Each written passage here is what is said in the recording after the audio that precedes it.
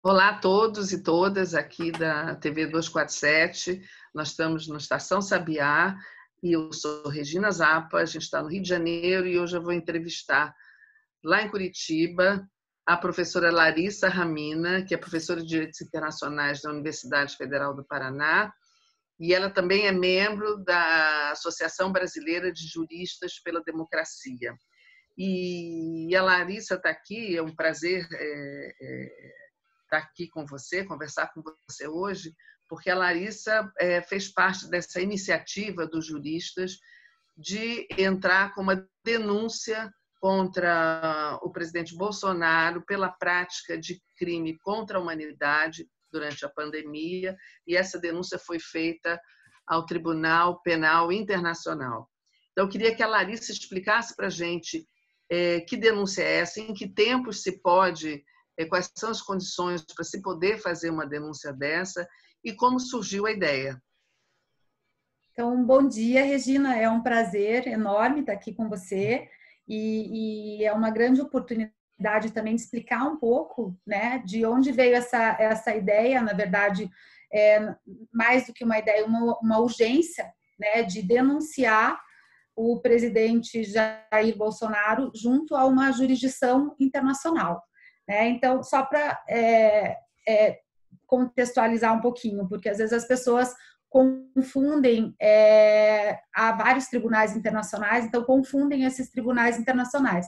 Então, por meio da Associação Brasileira de Juristas pela Democracia, nós fizemos, eu e mais alguns outros juristas, uma petição denunciando o Jair Bolsonaro por crimes contra a humanidade junto ao Tribunal Penal Internacional, que é um dos vários tribunais internacionais e um daqueles tribunais que tem sede na cidade da Haia, na Holanda. Então, brevemente, só para explicar um pouquinho, esse é um tribunal que tem uma jurisdição criminal, portanto, ele tem um poder de coerção.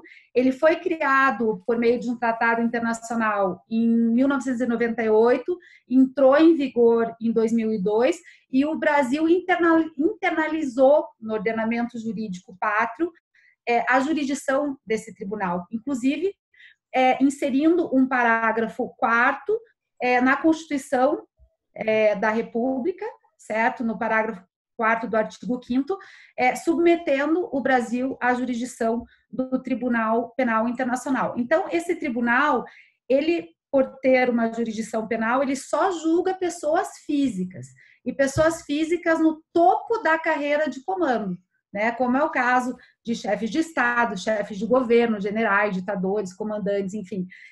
Eu estou dizendo isso para que não se venha a pensar numa alegação eventual de imunidade, né? Porque as imunidades... Eu ia te perguntar exatamente isso agora, se o fato dele ser presidente, ele ter imunidade, ou se ele pode sentar na cadeira mesmo para responder a essa denúncia. Então, o próprio Estatuto de Roma, que é esse tratado que institui o Tribunal Penal Internacional, ele prevê que, no caso dessa jurisdição penal internacional, não cabem as imunidades, que eventualmente funcionam nos âmbitos domésticos dos estados, né? Então, essa é uma alegação que não pode ser feita. A partir do momento em que a denúncia é aceita pelo tribunal, não há mais que se falar nesse tipo de imunidade, né? Então, esse tribunal, ele tem competência para julgar pessoas físicas, como eu dizia, que incorrem na prática de 4 tipos de crimes, basicamente, né? Que são os crimes de guerra, o genocídio, o crime de agressão e os crimes contra a humanidade, que também muito chamam de crimes de lesa humanidade, né? E nós enquadramos as práticas incorridas pelo presidente Jair Bolsonaro como crime de lesa humanidade, previsto expressamente, né, num determinado artigo 6º do Estatuto de Roma. Com base em que fatos? Bom, há uma série de fatos que embasaram essa denúncia, mas basicamente, primeiro contextualizando, né, a gente está num contexto de pandemia. Uma pandemia, o que ela é? A pandemia é uma doença que se espalha em pelo menos 2 continentes, né? E que passa a ser transmitida comunitariamente, certo? Então, não é qualquer tipo de vírus que é classificado como uma pandemia, no caso, pela organização máxima existente no mundo hoje, que trata com essas questões sanitárias. Então, a OMS, ela qualifica o coronavírus como uma pandemia de dimensões apocalípticas. E a ONU, que é a Organização das Nações Unidas, ela disse por meio do seu secretariado-geral, do seu secretário-geral, inclusive, que essa pandemia é o maior desafio, a maior ameaça ao mundo depois da Segunda Guerra Mundial. Ou seja, nós não estamos num contexto de normalidade, né? Então, dentro desse contexto, o Brasil ele já constatou, né, que nós recebemos o vírus aqui. O vírus está presente em todas as regiões, em todos os estados da federação. Inclusive, o Brasil encontra-se atualmente em estado de calamidade pública, né? Foi declarado esse estado, e a recomendação não só da Organização Mundial da Saúde, como de entidades sanitárias e médicas do mundo inteiro, é de que a medida mais importante nesse momento é o isolamento social e a quarentena voluntária, certo? O que acontece? Nós temos um presidente que vem atuando sistematicamente e intencionalmente com o propósito de minimizar esse contexto de pandemia apocalíptica, né? Inclusive, Jair Bolsonaro ele participou de uma reunião do G20, né? Que são aí o clube, digamos assim, dos países mais ricos do mundo, e ele foi o primeiro e único presidente a se manifestar contrariamente às orientações que foram dadas pela Organização Mundial da Saúde, né? Ou seja, então ele está na contramão, né, da grande maioria aí das orientações que vêm sendo adotadas no mundo inteiro, né? E nós temos um ministro, pois não. Não, Larissa, não. Você continua com o teu pensamento, mas eu queria só perguntar o seguinte, provavelmente você vai falar isso ainda. Concretamente, o que pode, qual é o desenvolvimento dessa denúncia do ponto de vista concreto, né, de ações, e se já houve algum tipo de resposta do tribunal a vocês que sim, entregaram? Essa é uma pergunta muito interessante, né? Eu chegaria lá, mas a gente adianta. Primeiro, é a segunda denúncia que chega ao Tribunal Penal Internacional contra o presidente brasileiro. É a segunda, né? A primeira, ela foi apresentada no ano passado e o embasamento dessa denúncia foi também foi a prática, o cometimento de crime contra a humanidade, mas naquela oportunidade em razão dos incêndios na Amazônia, né? Então ele foi acusado de ecocídio dentro do contexto também de crime contra a humanidade. E agora também essa denúncia também foi apresentada pela BDJ. Não foi pela BJD. Essa denúncia foi apresentada por outras entidades no ano passado, né? Mas inclusive a BJD se manifestou favoravelmente, né, a essa denúncia. E essa, no caso, seria a segunda denúncia. Então, só para explicar como que funciona. Existe uma espécie de Ministério Público dentro do TPI, né? É chamado de Gabinete do Procurador-Geral. No caso, agora nós temos no TPI uma Procuradora-Geral, que se chama Fatou Bensouda. Ela é uma jurista da Gâmbia, né? E ela chefia esse gabinete da Procuradoria. Então, a denúncia ela é apresentada, qualquer pessoa física ou jurídica, qualquer entidade pode apresentar uma denúncia, né, à Procuradoria. A Procuradoria vai analisar essa denúncia e vai chegar à conclusão, né, uma conclusão, na verdade, ela vai chegar entre duas conclusões possíveis. A primeira seria o arquivamento, no sentido de que a Procuradoria entenderia, né, que não cabe nenhum tipo de continuação naquela denúncia, ou então ela decidiria prosseguir a investigações em relação àquela denúncia. E uma vez instaurado esse procedimento de investigações, posteriormente, aí um possível processo seria instaurado contra o Jair Bolsonaro. Então, em que fase que a gente está? A denúncia chegou ao gabinete, né? E ainda não houve nenhum tipo de pronunciamento, porque essa denúncia chegou aí há uns poucos dias, né? Foi no final da semana passada em que a denúncia foi apresentada. Então, normalmente, esse procedimento ele leva algum tempo, né? Então, a gente está esperando aí uma manifestação do gabinete do procurador, da procuradora, do TPI.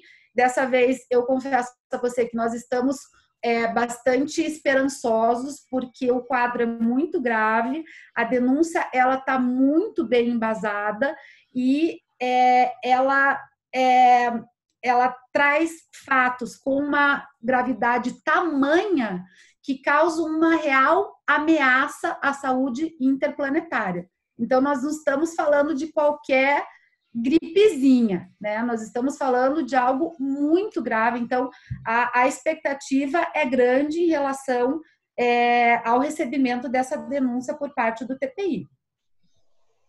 Tá, então quer dizer que eles ainda não responderam, mas tem um procedimento.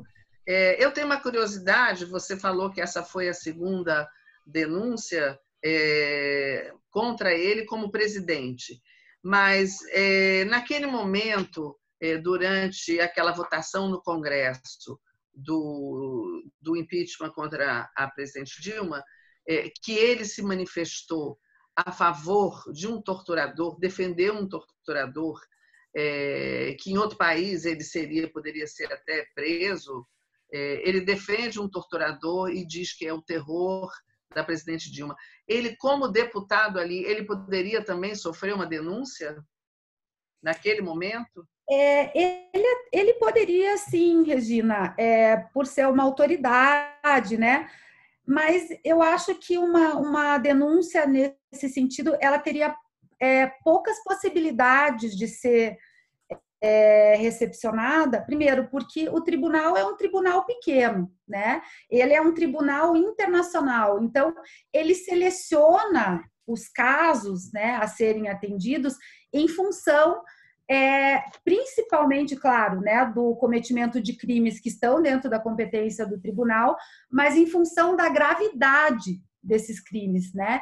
Então, me parece que talvez não fosse, diante de todas as demandas que são enfrentadas pelo TPI, me parece que o fato de, enfim, de homenagear um torturador dentro de um processo de impeachment, numa casa legislativa, dentro de um país específico, talvez não tivesse esse elemento de gravidade, né, que é exigido pelo TPI. O que acontece agora, né? Porque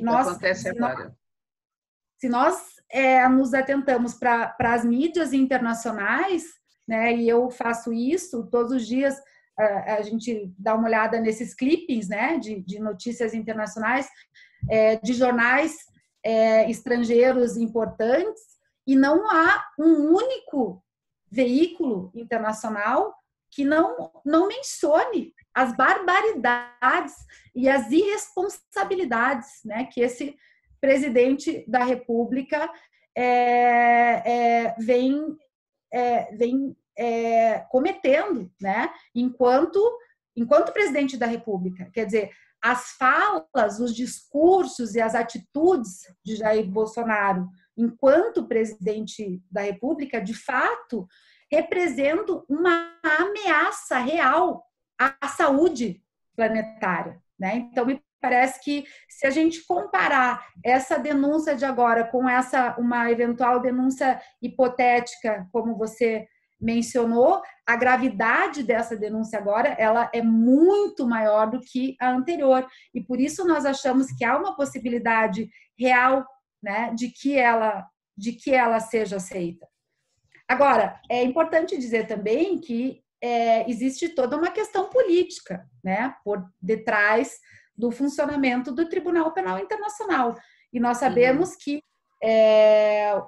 o Jair Bolsonaro é aliado, né, do Donald Trump, então isso também nos coloca um obstáculo a mais para que essa denúncia seja aceita, porque é óbvio que vai haver um lobby, né, tendente a impedir que uma denúncia contra o Jair Bolsonaro siga adiante no TPI, me parece. Eu desconfio. Larissa, qual seria o grau de independência desse Tribunal de Haia?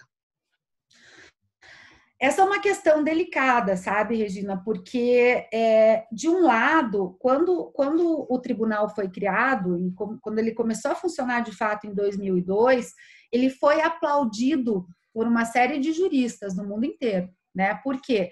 Porque ele seria o início do fim de uma era de tribunais de exceção, como, por exemplo, foram os tribunais de Tóquio e Nuremberg, depois da Segunda Guerra, que são tribunais que são criados pós-factum, ou seja, primeiro acontecem os crimes, depois se cria a jurisdição e as leis que vão julgar aqueles crimes cometidos anteriormente. E é isso que a gente chama de tribunal de exceção, né? Então, o TPI ele veio com essa promessa de que, a partir de então, esse tribunal ele julgaria só crimes cometidos após a sua criação, certo? Então, crimes que já têm a sua previsão estabelecida no Estatuto de Roma, de forma expressa, detalhada, e por isso não seriam tribunais de exceção. A gente tem outros exemplos, como foram os casos dos tribunais criados pelo próprio Conselho de Segurança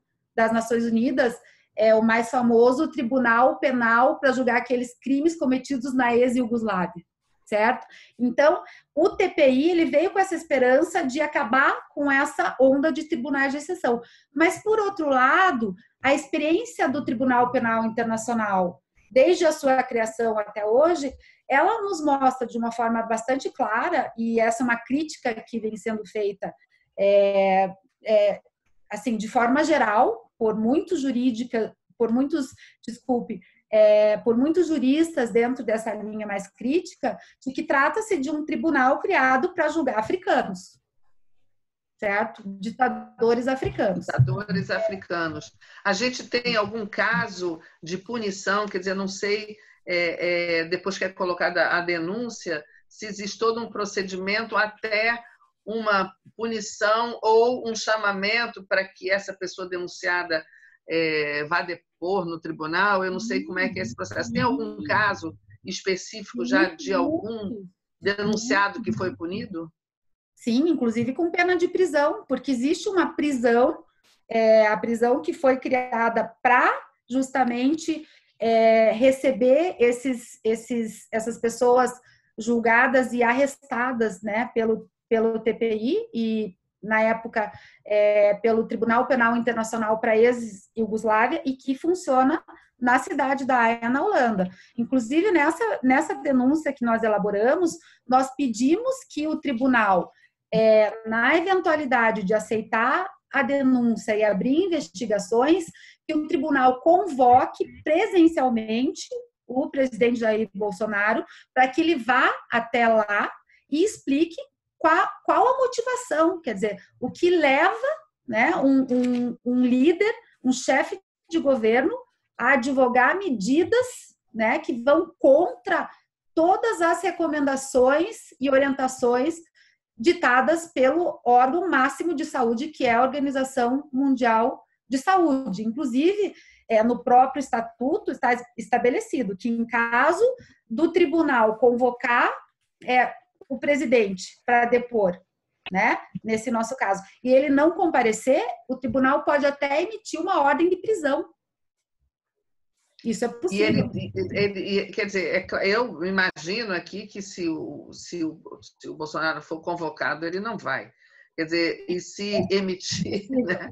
Eu acho que conhecendo um pouco do tipo de atitude que ele tem, né? Mas aí emite uma ordem de prisão, e quem executa essa ordem? Então, daí existe todo um sistema de colaboração, né, entre a jurisdição do TPI e a jurisdição nacional. Aí você me perguntaria, né, como você já colocou, Jair Bolsonaro provavelmente não se apresentaria ao TPI, né? O que isso configura do ponto de vista jurídico? É uma desobediência, né? É uma desobediência. Ele pode desobedecer? Ele pode. As consequências vão depender, né, de uma série de fatores, tanto jurídicos quanto políticos, né? E que a gente fica difícil da gente imaginar no contexto em que nós estamos agora, porque me parece, salvo engano, que nós temos um presidente que não está mais dentro da plenitude das suas capacidades de governar, se é que você me entende. Nós vimos o episódio que aconteceu ontem, né? Pareceu que a vontade do presidente da República era demitir o ministro da Saúde. Quer dizer, nós passamos o dia inteiro sem saber, né? Foi um dia tenso. Foi um dia tenso, sem saber se nós terminaríamos o dia com um ministro da Saúde ainda minimamente capaz, né, de administrar essa crise de uma forma coerente, né? Porque o ministro da Saúde, justamente, ele estava no alvo aí do Jair Bolsonaro por ele tentar cumprir com as orientações da Organização Mundial da Saúde. Então, nós passamos um dia muito tenso ontem. Então, a gente não sabe se o Jair Bolsonaro, se ele de fato está governando, se a última palavra que prevalece ainda continua sendo a dele, o que vai acontecer nos próximos, eu diria até nos próximos dias, porque a dinâmica, né, da política nacional, ela está num ritmo tão acelerado que a gente piscou, aconteceu alguma coisa, né? Mas importante dizer que o fato do Jair Bolsonaro, eventualmente, vamos dizer assim, se ele não tiver mais na presidência da República, no momento em que, vamos imaginar a hipótese, né? O TPI acate a denúncia e resolva convocá-lo para um interrogatório, isso não traz nenhum tipo de consequência. Ele pode ser o presidente ou não ser o presidente, ele continua sendo obrigado a se deslocar até a cidade de Haia para prestar esse depoimento. Você falou aí dessa dinâmica política que está acelerada, e eu acho que agora mais acelerada ainda por causa da dinâmica da pandemia, que cada dia é um número novo, cada dia uma infecção maior, e os governadores e muita gente tentando manter as pessoas protegidas em casa, enquanto, quer dizer, é uma luta a mais, né? Já que a gente tem um governo federal que é contra esse isolamento horizontal. Mas eu queria, enfim, talvez seja só um comentário. De qualquer forma, essa denúncia, sendo acatada, ela tem uma importância política internacional que supera qualquer tipo de ação prática, né? Se tem prisão, se não tem prisão, se ele vai responder, se não vai. Mas só o fato de ser acatada, né, já é muito simbólico, né? E isso politicamente é importante, né? Sim, eu diria que só o fato da denúncia ter sido apresentada, ainda que ela possa não ser acatada, que ela seja arquivada, isso já traz por si só uma simbologia muito forte, que diz muita coisa por se tratar de uma jurisdição penal internacional, quer dizer, um presidente da República em exercício por 2 vezes sendo denunciado, né, ao TPI, quer dizer, ninguém vai levar uma denúncia vazia, uma denúncia que não tenha um embasamento jurídico importante, né? E justamente o Tribunal Penal Internacional, ele foi criado dentro daquela ideia, né, de que existe uma comunidade internacional que entende que determinadas práticas são consideradas tão graves, mas tão graves que afetam toda a humanidade. E é esse o motivo da sua internacionalização. Então, esse fato por si só, ele já é muito importante, né? Nós vimos aí uma série de organizações, de entidades e também de muitos jornais e revistas no mundo inteiro dando a notícia dessa denúncia, né? Então, acho que isso já traz um prejuízo à imagem, né?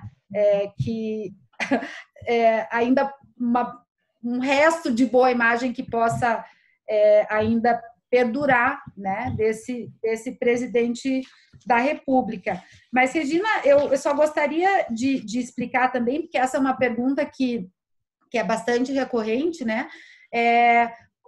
Como que uma denúncia pode chegar a um tribunal internacional sem que passe pela ordem jurídica nacional, né? Quer dizer, como que a PJD leva uma denúncia contra o presidente Jair Bolsonaro no Tribunal Penal Internacional antes dele ser julgado internamente, né?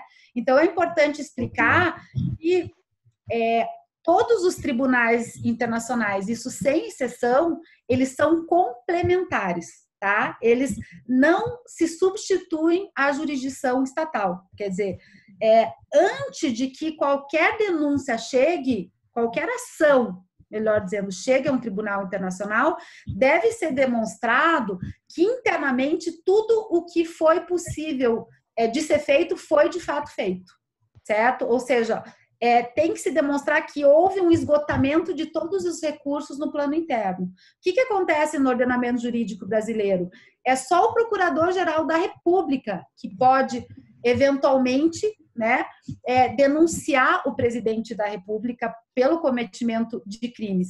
E o próprio Ministério Público Federal levou ao Procurador-Geral, né, ao Augusto Aras, um pedido para que ele, veja só, um pedido para que ele recomendasse apenas ao presidente da República que se abstivesse da prática de atos, discursos e atos mesmo, que tivessem como objetivo minimizar a gravidade da pandemia de coronavírus. E o que aconteceu? O Augusto Aras arquivou imediatamente esse pedido, o que, na minha opinião, configura, inclusive, desídia, né? Desídia, o que é desídia? É desleixo, é descaso, é descuido em relação, né, a gravidade desses fatos. Então, quer dizer que como qualquer ação estava na mão do Augusto Aras, ou seja, do Procurador-Geral da República, que arquiva sumariamente esse pedido, não nos restou nada além de recorrer a instâncias internacionais. Tá bem. Larissa, a gente tem uns 2 minutinhos ainda de programa, e parabéns pela iniciativa de vocês, e eu queria saber se você tem, para finalizar aqui a nossa conversa, qual é a sua esperança em relação a todo esse movimento que vocês fizeram? Não deu tempo ainda nem da gente falar sobre a condenação da ABJD das medidas contra Cuba e Venezuela, né, que foram... Passou muito depressa, a gente pode conversar uma outra hora sobre isso, mas, enfim, se você quiser falar rapidamente, a gente tem 2 minutos, ou dizer qual é a tua expectativa em relação a tudo isso. Olha, como eu já disse, em relação a essa denúncia no TPI, a gente tem uma expectativa positiva, né? Muito embora é algo muito incerto, mas seguramente a denúncia ela tem fundamento, ela está muito bem embasada, né? E há muita gente torcendo para que ela seja acatada. Com relação a esse contexto todo, Regina, eu não sei muito o que esperar, não sei muito o que dizer. Me parece, eu acho que essa é a impressão que muitos têm, né, que esse governo ele tem atuado de forma esquizofrênica, lunática, errática, criminosa, genocida em tantas frentes, né, que é difícil até da gente entender como que ele se mantém até hoje, né? Do ponto de vista aí das relações internacionais, nós temos aí uma política externa que rompe com toda a tradição do nosso Ministério das Relações Exteriores, pelo menos desde a época da democratização, né? Então, nós temos aí um presidente norte-americano que age como se estivesse num filme de faroeste americano, né? Colocando a cabeça do Nicolás Maduro, presidente da Venezuela, a prêmio, né? E o mundo assiste passivamente o presidente da República, junto com o seu ministro das Relações Exteriores, Ernesto Araújo, apoia expressamente, né? Apoia e homenageia, né, essa atitude. Então, o que eu posso esperar? Eu gostaria muito que essa fase, que esse pesadelo acabasse, mas nós sabemos que a saída para tudo isso não é uma saída jurídica, me parece, é uma saída muito mais política, né? Tá ótimo, Larissa. Quero te agradecer muito, agradecer a tua participação aqui. Esses esclarecimentos foram muito importantes sobre essa denúncia no Tribunal Penal Internacional e quem sabe uma próxima vez a gente conversa mais sobre essas outras questões que também são importantes. Então, enfim, queria agradecer a todos que estão aqui assistindo a gente também, que devem ter aproveitado bastante esses esclarecimentos. E até a próxima, Larissa. Muito obrigada. Regina, eu gostei muito de conversar com você. Conte comigo.